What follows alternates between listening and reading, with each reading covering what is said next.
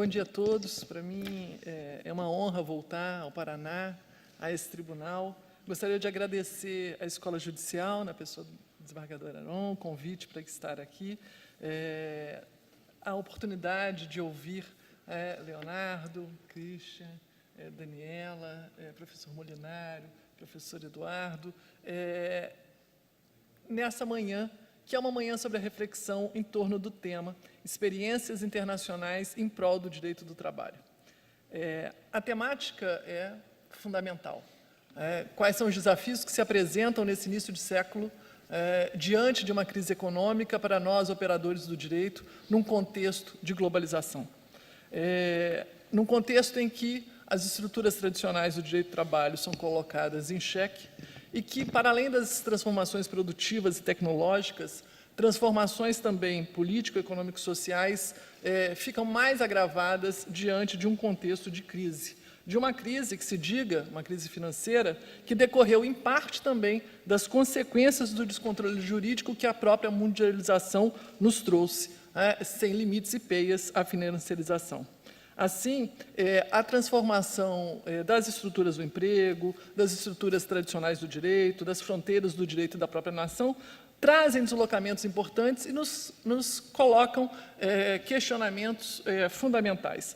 E esses questionamentos fundamentais se dão, volto a observar, num contexto daquilo que David Harvey chama de mercadificação de tudo, para além dos processos de mercantilização, de que Polanyi já nos dizia, da mercantilização do trabalho humano, numa mercadoria fictícia, na medida em que ela, como mercadoria fictícia, sabemos que o trabalho humano não pode se depreender do corpo e da corporalidade do próprio homem, vivenciamos o retorno de um processo de mercantificação num processo de expansão do capital nesse início do século XXI.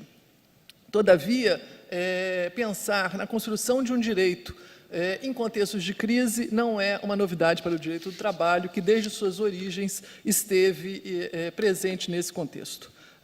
E é também importante refletir sobre essas experiências internacionais no momento em que nós nos preparamos, pelo menos estou lá na universidade com as nossas pesquisas, nos preparando para comemorar aquilo que serão os 100 anos da OIT, que nós teremos daqui a pouco tempo. Então, é um momento de refletirmos sobre exatamente a questão do direito do trabalho, mas voltar às suas origens, na medida em que o direito do trabalho, em suas origens, rompe, em primeiro lugar, com o conceito de direito, o conceito do monopólio do direito de dizer o direito pelo próprio Estado. É um direito que se constrói a partir da internacionalização, então é importante dizer que o direito internacional avança com a criação da OIT e o reconhecimento dos atores para além dos Estados na seara internacional. O tripartismo nasce do próprio direito do trabalho, então a agenda se constitui nessa esfera internacional também a partir do protagonismo das questões que o trabalho traz, o trabalho humano traz, e o próprio direito constitucional ele se renovou e se constitucionalizou num constitucionalismo que foi social, exatamente pelas demandas que o trabalho nos trouxe. Então, na verdade, esses novos desafios são novos desafios, mas que nos trazem questões tradicionais que mostram o papel de vanguarda que o direito do trabalho sempre teve, e que, se em algum momento teve uma desconexão com direitos humanos, foi uma desconexão causada, talvez, pela nossa ausência de vigilância epistemológica, inclusive política, porque o direito do trabalho sempre se conectou com os direitos humanos e deve se conectar. Daí porque, nesse desafio de pensar a questão das experiências internacionais em prol do direito do trabalho, me lembrei muito daquele alerta do professor Milton Santos, quando analisava a globalização, que ele dizia que a globalização é uma fábula, uma perversidade, mas também é uma possibilidade. E é uma fábula na medida em que tentam nos fazer crer o que ela é. Na verdade, o discurso em torno dela nos leva a tentar acreditar numa fábula. Mas, na verdade, ela tem uma dinâmica de perversidade, porque é exatamente compreender o que ela é enquanto lex mercatoria, o que ela realmente é. Mas nós não podemos nos esquecer que ela também é uma possibilidade, ou seja, ela nos traz um referencial utópico, e nós, como juristas, vamos aqui, sem desconsiderar, sem esquecer da fábula sem deixar de verificar a perversidade, fazer um pouco do nosso papel, das possibilidades do que podem ser, que são os aspectos contrafáticos do direito diante dessa mundialização.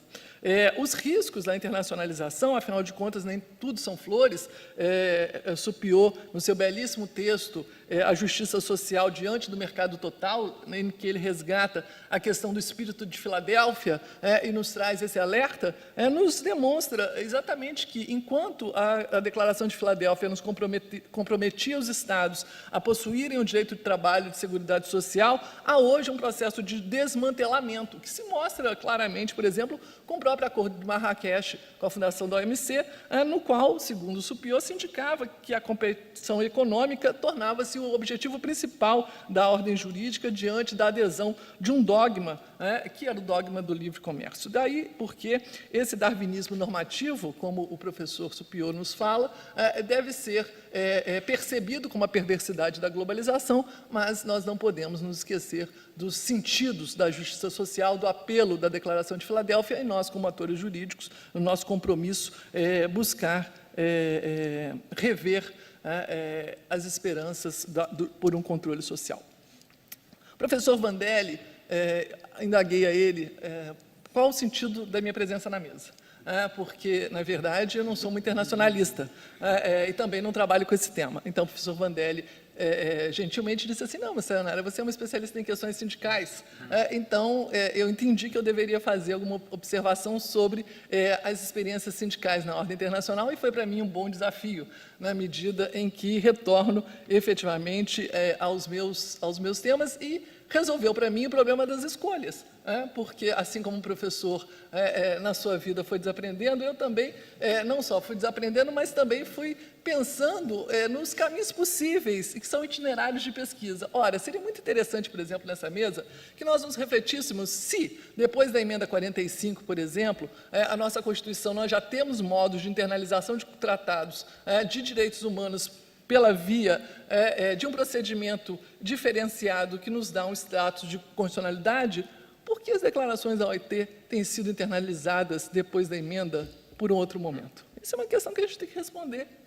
Responder do ponto de vista político, responder do ponto de vista jurídico e dar conta desse problema que nós temos hoje. Por outro lado, também, nós temos outras questões bastante interessantes, as questões que dizem respeito à nossa interpretação jurídica, efetivamente, nosso papel de intérpretes, por que não utilizarmos os estándares internacionais protetivos e refletirmos à luz dos princípios que foram aqui trabalhados. O princípio da vedação do retrocesso e outro, o princípio da progressividade, que estão unidos, mas que não se confundem também, cada um com o seu espaço de atuação em nossa atividade jurisdicional. As temáticas seriam bastante interessantes. Eu, particularmente, abrir mão de falar sobre a questão da internacionalização, porque o professor Bianchi na mesa, não vou fazer, seria um absurdo falar sobre isso. E, por outro lado, ninguém melhor do que o professor Christian para falar sobre as cortes regionais de direitos humanos. Muito embora, é importante dizer que, e aí, naquela questão das perversidades, não apenas das possibilidades, que a jurisprudência do Tribunal de Justiça, por exemplo, da União Europeia, muito embora a Corte de Direitos Fundamentais tenha um título de solidariedade grande, o Tribunal de Luxemburgo não tem sido bastante proeminente, como, por exemplo, o Tribunal de Estrasburgo, na preservação dos direitos. E no campo da questão sindical, essa questão se coloca de uma forma a nos alertar também dos riscos dessa globalização. É importante dizer que as sentenças Viking e Laval, por exemplo, no campo dos direitos sindicais, demonstram aquilo que Supiot nos diz, que não se saberia expressar melhor a reviravolta atual do espírito de Filadélfia do que o fundamento utilizado nessas sentenças pelo Tribunal de Justiça da União Europeia, quando afirma sobre a inferioridade dos direitos sociais, que os objetivos de proteção do poder de compra do trabalhador e de paz social não se constituiriam em motivo suficiente para atingir a livre prestação de serviços ou limitar a livre circulação. Mas é interessante observar que nessa perversidade, também no campo internacional, nós temos aí outros mecanismos de controle E não há que se deixar de registrar que também a aplicação da Lei Laval na Suécia, né, quando a lei sueca que adota a decisão e adapta o seu ordenamento interno, à decisão do tribunal, tem sido contrária pela comissão de expertos da OIT, contrária aos princípios da OIT sobre liberdade sindical e sobre direito de greve. Então, nós vemos aí as perversidades, mas também as possibilidades hermenêuticas diante de um tema que é um tema bastante singular, porque, por um lado, é reconhecido pela OIT e pela Declaração de Princípios e pela Convenção da Filadélfia como o direito fundamental humano, e não só apenas um direito social, porque, na verdade, ele está nos dois pactos, que é a liberdade sindical como uma dimensão social, mas como uma dimensão política e de caracterização do espaço democrático de um país, ou seja, da natureza de um determinado país. Apesar disso, apesar dessa fundamentalidade, esse direito é desconsiderado, em certa medida, por um tribunal que isenta as empresas de honrar convenções coletivas. Todavia, nesse aspecto, nós, em termos de jurisprudência de cortes internacionais, estamos melhor acompanhados, já que nosso sistema interamericano, me parece, pela belíssima exposição do professor Christian há 2 dias atrás, nos mostra que o nosso sistema interamericano tem casos mais expressivos de proteção aos direitos sindicais, além, claro, do nosso já conhecido, as velhas proteções em relação aos direitos forçados. Bem, isso seria o que eu não iria falar, né? São as questões que eu acho que são interessantes, mas o professor Leonardo me trouxe a questão das questões sindicais. E aí as respostas sindicais, elas são importantes também no âmbito internacional, desde que nós abandonemos também uma perspectiva tradicional de direito, que é aquele direito somente da lei, ou, por outro lado, das fórmulas que têm um enforcement muito dado. Para isso, eu decidi, então, fazer uma notícia legislativa. Muito embora até esse nome, notícia legislativa, não caiba muito, porque não é exatamente uma legislação no sentido tradicional da legislação. Eu resolvi falar com vocês sobre os acordos marcos e os acordos marcos multilaterais, como trazendo uma indagação se seriam essas novas formas de regulação no marco da globalização. Para isso, obviamente, que eu tenho que distinguir entre esses acordos marcos dos chamados códigos de conduta, com que eu, obviamente, trago para reflexão os ensinamentos de Teubner, que aponta uma conexão entre o que se denomina códigos de conduta corporativos privados estatais. Para Teubner, existem 2 variantes básicas quando se fala num código de conduta e na sua tese de que, efetivamente, estaria havendo a construção de um direito transnacional baseado num certo constitucionalismo de mercado. Para ele, por um lado, existem as esferas estatais, que são aquilo que nós aqui estamos trabalhando, ou seja, os chamados códigos públicos, as prescrições que são realizadas das corporações transnacionais, as diretrizes gerais dos órgãos internacionais, os documentos da Corte, mas também, por outro lado, existem os chamados códigos privados, instituídos pelas próprias corporações por força de pesadas críticas públicas e protestos das ONGs no plano internacional. Teubner aponta a ambivalência da aferição dos efeitos desse tipo de código, na medida em que alguns seriam públicos, mas com meras recomendações sem efeitos, e para outros privados, mas com autocompromisso, de autocompromisso, e desse autocompromisso uma estratégia de prevenir regulações.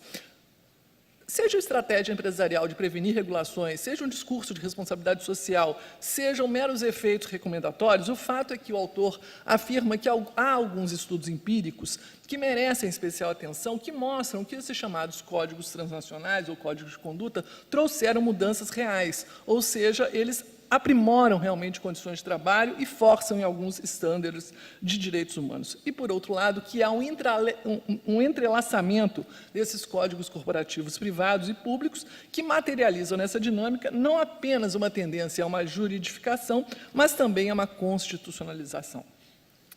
Nesse sentido, e nesse modelo duplo, essa constitucionalização de mercado, obviamente, num primeiro momento, foi uma expansão de uma trajetória de constituição de mercado, então uma constitucionalização neoliberal, mas, por outro lado, há também, no segundo momento, uma reconstrução de cobertura protetora das instituições culturais. Assim sendo, se no primeiro momento, e aí essa é uma pergunta que eu faço a partir do Teubner, os códigos de conduta se apresentaram como apenas modos de respostas sem grande força, ou na esfera internacional, expressões dessa constitucionalização de uma lex mercatória. Por outro lado, há um segundo momento em que, para essa legitimação, há que se haver, digamos assim, um papel de limite, né? Quer dizer, não apenas se constitui mercados, mas também se limita esses mercados.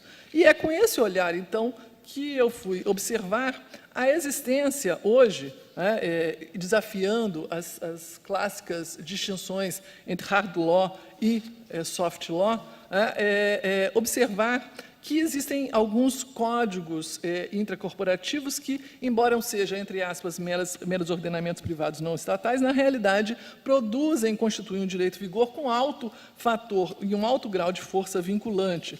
E esse grau de força vinculante, se obviamente nós considerarmos como uma característica da norma, não apenas a sua juridicidade tradicional, mas principalmente seus efeitos de eficácia e legitimidade. Daí porque é só a partir desse paradigma que eu consigo ver respostas sindicais e uma atuação em prol do direito do trabalho nessa esfera internacional. Para entender essa atuação político maior do movimento sindical, eu recorri a um texto do professor Manuel... Me perdi aqui nas expressões. Manuel Antônio Garcia Munhoz, da Castilla de la Mancha, no qual ele examina e aponta a realização de 2 acordos marcos globais em resposta ao acidente de Bangladesh. E é importante falar sobre isso porque Bangladesh foi, em 2013, o maior acidente de trabalho que o mundo já viu. O colapso de Rana Plaza, com o incêndio e o desabamento, levou a uma denúncia daquilo que nós chamamos que é o trabalho forçado, o trabalho em condições degradantes no setor têxtil, nas cadeias produtivas, e é importante lembrar que no colapso de Rana Plaza, com péssimas condições de saúde e segurança, nós tivemos 2.000 trabalhadores feridos e 1.100 mortos. E qual é a reação diante de um país que não tem um sistema de proteção de seguridade social, que não tem um sistema de fiscalização? Há, a partir de Rana Plaza, um resgate da discussão sobre a responsabilidade das empresas transnacionais, sobre as condições da produção dos seus próprios produtos. E discute-se também aqui o efeito da exteriorização, ou seja, para além da terceirização, quais são os efeitos da exteriorização das atividades produtivas das empresas transnacionais na ponta das cadeias produtivas. O que a doutrina nos aponta e as notícias legislativas foram a existência, a negociação de 2 acordos marcos que teriam sido adotados como reação das empresas, impulsionadas como respostas às pressões internacionais dos sindicatos e das ONGs e das denúncias públicas e reações diante desse grande acidente. Foram realizados 2 acordos, o Acordo para a Prevenção de Incêndios e Desabamentos, que originalmente, e o Acordo AFB-ESB, esse firmado basicamente com empresas europeias, e o BWSI, firmado basicamente com empresas americanas. A pergunta é, são códigos de conduta? São acordos marcos globais?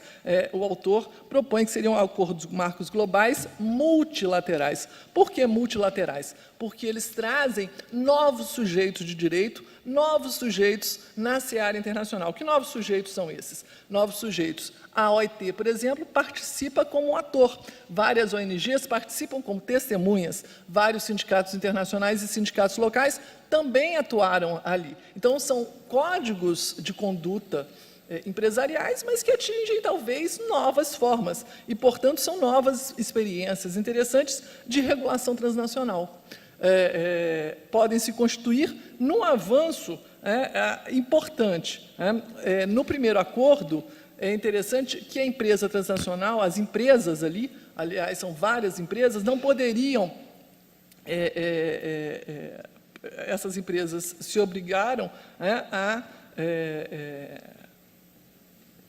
a constituir fóruns de governança, de inspeção das condições de trabalho de Bangladesh, e mais, este acordo dessas empresas transnacionais, que busca melhorar condições de saúde e segurança, estabelecendo avaliação de riscos e ajuda financeira, inclusive, estabelecendo um comitê executivo com a participação de membros de ONGs e da própria OIT, ainda que eles se proclamam vinculantes e soberanos, a gente sabe que não tem aquela característica tradicional de legitimação jurídica, mas tem uma legitimidade, uma eficácia, e que afeta terceiros. Essa é a inovação, porque essa empresa afeta os contratos das suas contratadas. Segundo os dados, afetariam mais de 1.600 empresas têxteis em Bangladesh que estariam vinculadas a esse acordo marco. A diferença, exatamente, é que as empresas americanas não aceitaram aderir a esse acordo, porque entenderam, essas empresas americanas, que aquele acordo teria um enforcement